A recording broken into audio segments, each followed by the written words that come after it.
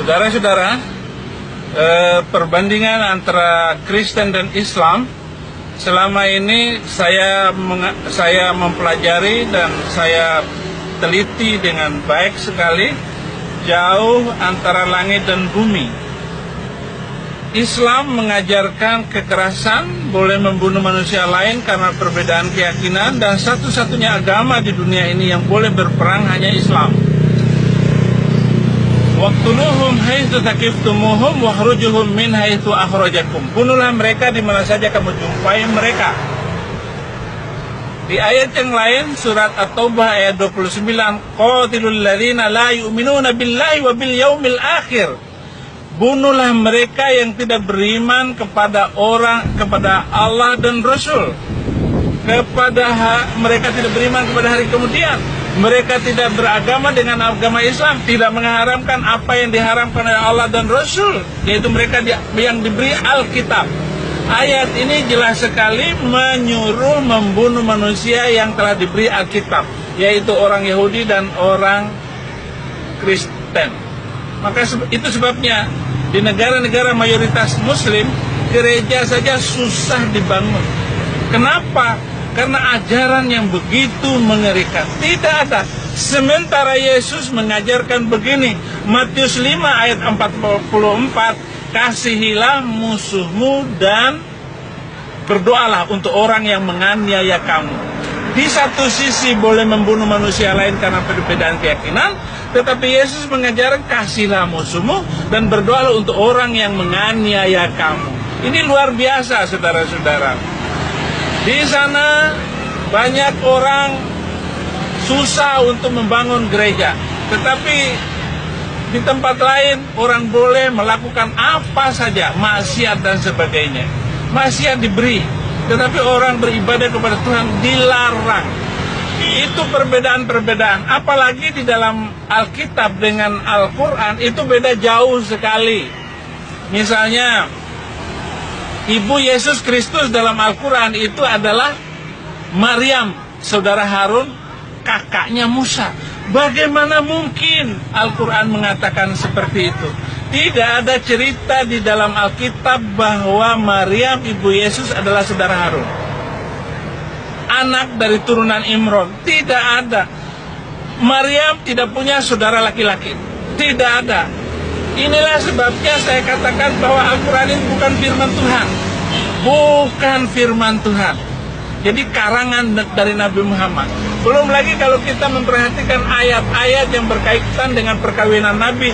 Semua ayat-ayat Al-Quran itu untuk membela Nabi. Lalu dipanggillah Jibril untuk membenarkan semua perbuatan Nabi. Misalnya di dalam Al-Quran surat An-Nisa ayat 3, laki-laki hanya boleh beristri 4, tetapi Nabi Muhammad istrinya 11.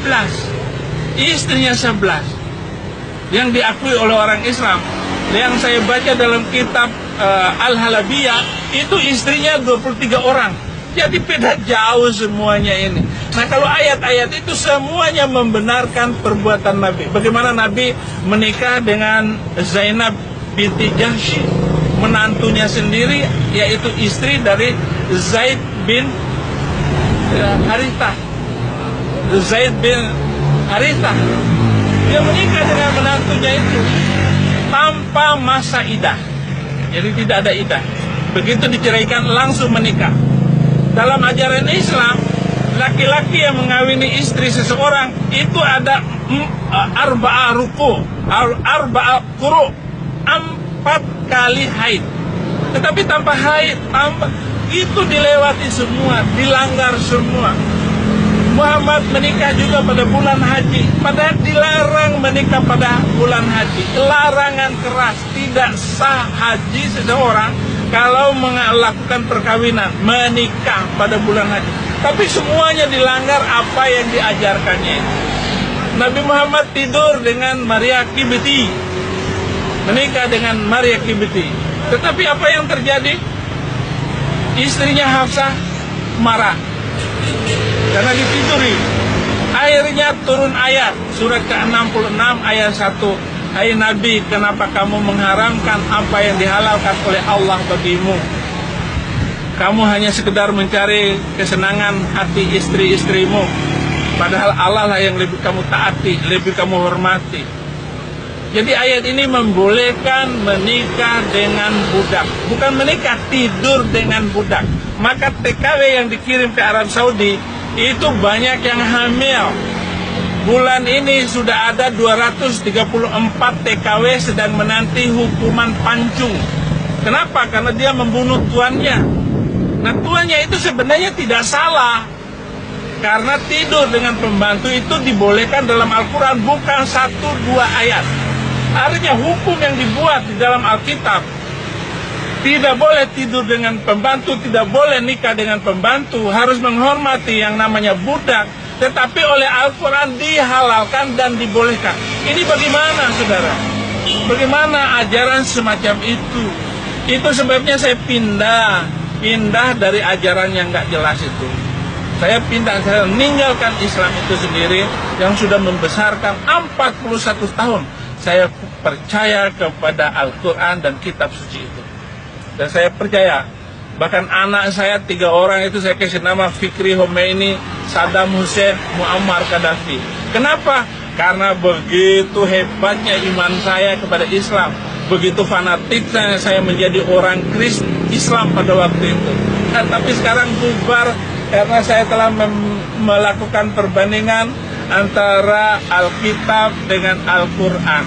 Nah, buku yang sedang Anda baca ini adalah buku di mana perbandingan yang jelas dan hukum yang jelas, aturan yang jelas semuanya, bahwa Alkitab itu adalah terang Tuhan, terang yang menerangkan, berkat yang memberkati. Itulah yang saya nikmati selama ini. Dan saudara-saudara, kalau saudara membaca lagi buku ini, maka saya percayakan iman saudara. Saudara bisa baca, saudara bisa telaah lagi debat saya dengan kiai-kiai itu. Anda bisa baca lagi dan lihat notasi-notasi Alkitab yang saya tunjukkan dan notasi-notasi Al-Quran yang saya tunjukkan kepada saudara. Saudara bisa menilai sendiri, ambil keputusan sendiri. Karena kebenaran itu hanya satu, tidak mendua. Dan orang Islam, nenek moyang saya melarang saya baca Alkitab. Ternyata setelah saya baca Alkitab, saya terima Yesus menjadi orang Kristen. Saya percaya kalau semua orang Islam membaca Alkitab, mereka pasti memilih kebenaran, pasti memilih Yesus sebagai Tuhan dan Juru Selamat.